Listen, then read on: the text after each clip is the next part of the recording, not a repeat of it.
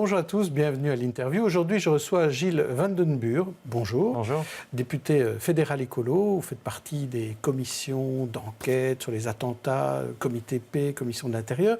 Mais tout d'abord, je voulais vous poser des questions sur la situation dans les prisons. On a l'impression qu'on est face à un blocage insoluble. Comment est-ce qu'on peut sortir de ce blocage ? Mais sur les prisons, on a l'impression que voilà, aujourd'hui, il y a un blocage depuis des semaines qui est totalement insupportable, avec des situations sur le terrain dans les prisons qui sont totalement inédites et aussi insupportables. Mais c'est un problème qui dure depuis des années. Nous, vraiment, au niveau des écologistes, on dénonce la politique carcérale, je dirais vraiment globale, depuis une dizaine d'années. Donc, le dernier master plan fédéral sur les prisons pour revoir la politique carcérale du pays, c'était 2008.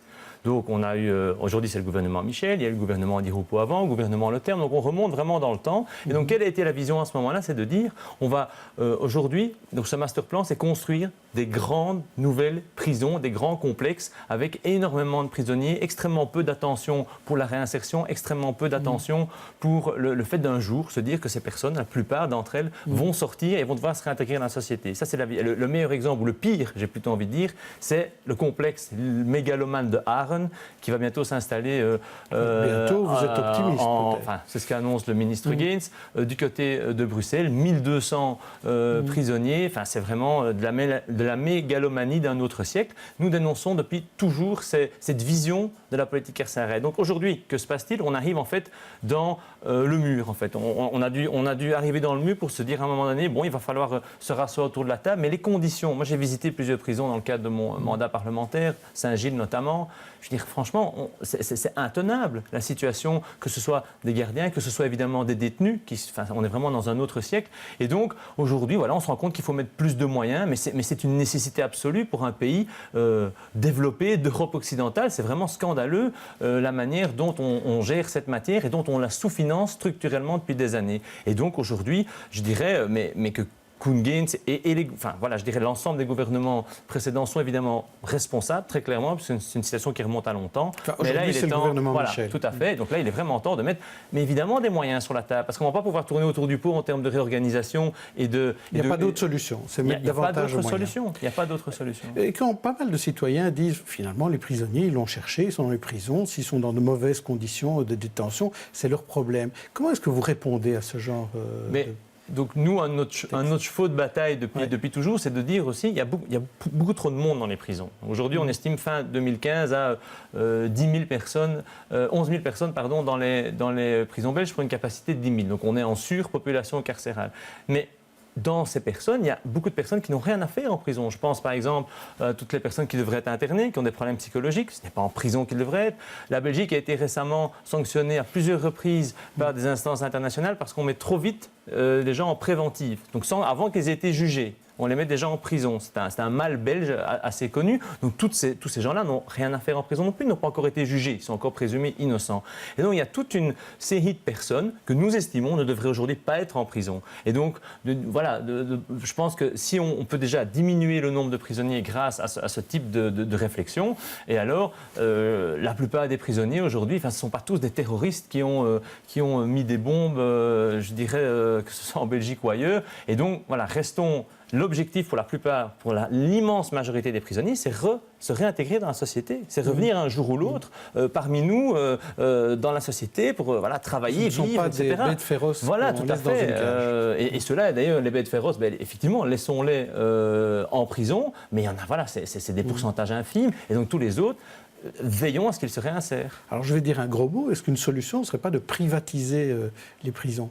Mais je pense que justement, c'est l'inverse de ce qu'il faut faire. On voit bien en fait dans les procédés qui sont aujourd'hui telles les constructions de Arles ou de Beveren, toutes les dernières prisons en Belgique, ce sont des partenariats publics-privés. Qu'est-ce que ça veut dire? Ça veut dire que l'État soumissionne un consortium privé pour construire les prisons. Parce que au jour d'aujourd'hui, on connaît les problèmes budgétaires et donc on étale en fait les paiements. Arles, c'est 25 ans, et donc on estime que ça va coûter sur 25 ans plus ou moins 2 milliards d'euros à la collectivité. On estime, via des études qui ont été faites, que si c'était sur de l'argent propre, sans passer par un consortium privé, ça coûterait moins cher. Donc je pense que la privatisation n'a aucun sens dans le cadre de fonctions régalées, dans le cadre des prisons, puisque c'est clairement une fonction d'un État de pouvoir s'occuper non seulement de son système judiciaire, mais aussi de ses détenus. Alors souvent, on critique justement l'État en disant que l'État n'est pas assez bien géré, que l'État devrait plutôt être géré comme une entreprise. Mais c'est vrai que c'est quelque chose qu'on entend souvent. On l'a entendu d'ailleurs par pas mal de patrons néerlandophones dans les semaines qui ont suivi les attaques du 22 mars et qui comparaient en fait la Belgique à une entreprise et au fonctionnement d'une entreprise. C'est vrai que moi-même j'ai travaillé vous avez dirigé une entreprise. Voilà, j'ai travaillé 12 ans d'entreprise, j'ai effectivement sur la fin dirigé un incubateur d'entreprise et c'est clair, donc cette comparaison m'interpelle beaucoup. J'en ai fait un papier récemment dans la presse. Pourquoi ? Parce que deux choses, je dirais à la fois. Ça paraît très séduisant de dire la SA Belgique, le Premier ministre, quelque part CEO, le PDG, le gouvernement, c'est le comité de direction, et l'Assemblée générale des actionnaires, ce sont les parlementaires.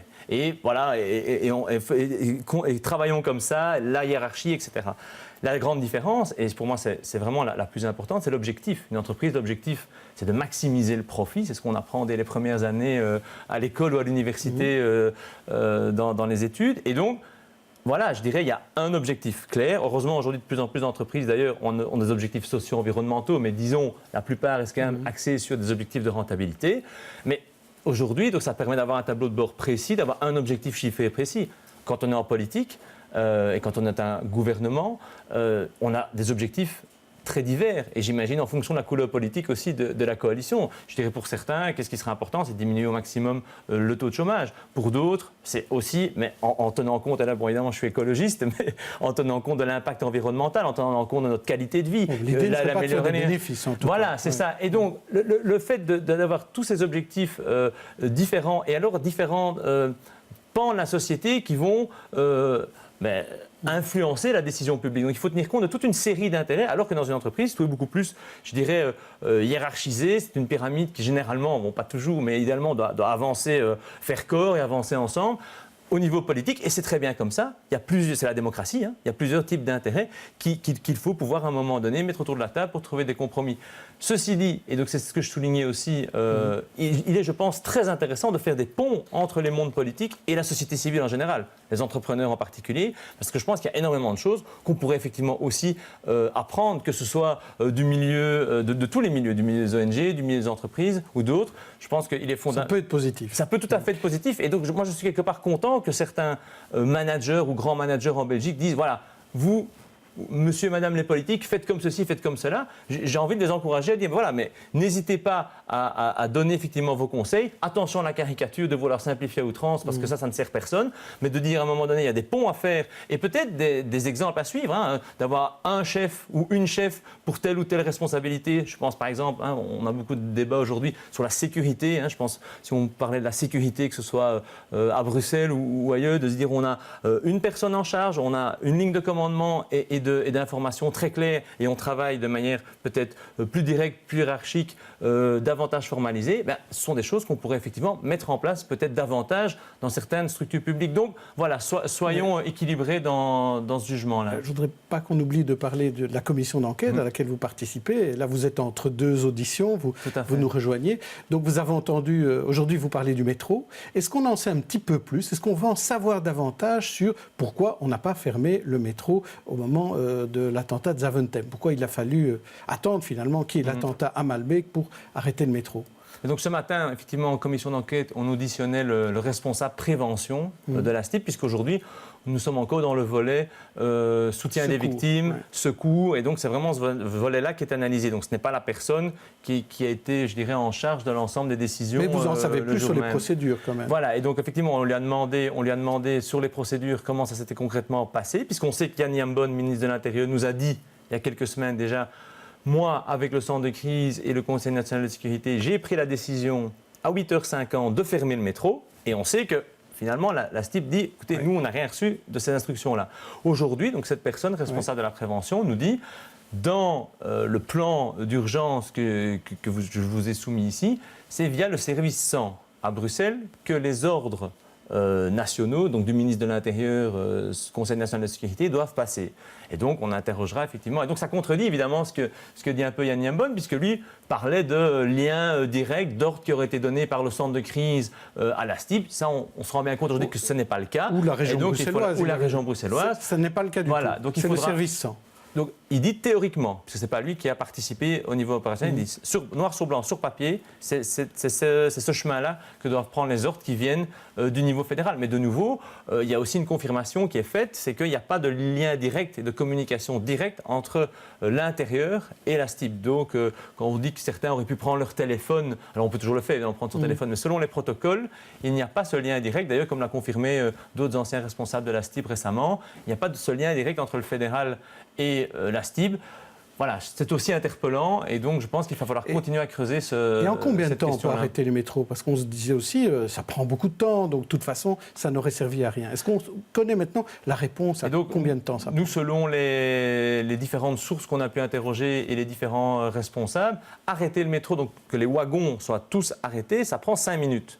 Donc c'est assez court. Maintenant, il faut encore évidemment sortir toutes les personnes de toutes les stations et il faut pouvoir évacuer complètement. Donc là, on peut imaginer que ça prendra encore quelques dizaines de minutes. Mais arrêter les wagons, donc le temps qu'ils aillent, en fait, si on est au plein milieu d'un tunnel, à la station suivante, ça prend 5 minutes. Donc là, c'est très très réactif et donc le système fonctionne très bien. D'ailleurs, ça s'est passé comme ça le matin du 22 mars, suite à l'explosion à Malbec. Décision est prise par le CEO de la STIB, puisque c'est lui qui prend la décision d'arrêter le métro et ça met, je crois, entre 3 et 4 minutes pour que le dernier wagon s'arrête. Donc c'est très rapide. Donc vous allez continuer à parler du métro et avant-hier vous avez parlé des services de secours. Est-ce qu'aujourd'hui c'est plus clair pour vous de savoir si les secours ont bien fonctionné à la fois à Zaventem et à Malbec? L'image, je dirais, que ce soit les schémas les explications qu'on nous donne, globalement on a vraiment un sentiment de professionnalisme, on a un sentiment que les choses se sont quand même très globalement bien passées. D'ailleurs parce qu'on a quand même auditionné déjà presque une dizaine de personnes, tous les acteurs le disent. Ils disent voilà, globalement, ça s'est très bien passé. C'est quand même pour tous une expérience unique. On espère évidemment qu'elle ne se répète jamais. Et donc, l'impression générale est vraiment positive. Et de nouveau ici, saluons toutes celles et ceux qui, le jour du 22 mars, étaient sur le pont pour aider les victimes et donner les premiers soins. Maintenant, il y a toujours des choses à améliorer en termes de lignes de communication. On sait bien que le réseau Astrid, qui est le réseau des services de secours, a craché. On nous explique, le gouverneur de la province de Brabant-Flamand nous explique qu'il devait être par SMS pour pouvoir communiquer ses ordres. D'autres nous expliquent qu'ils étaient sur des groupes WhatsApp. Ça interpelle quand même. Et donc, il faudra évidemment améliorer les réseaux de communication d'urgence. C'est clairement une première recommandation qu'on peut tirer aujourd'hui. Merci Gilles Van den Burg et on se retrouve demain pour une autre interview.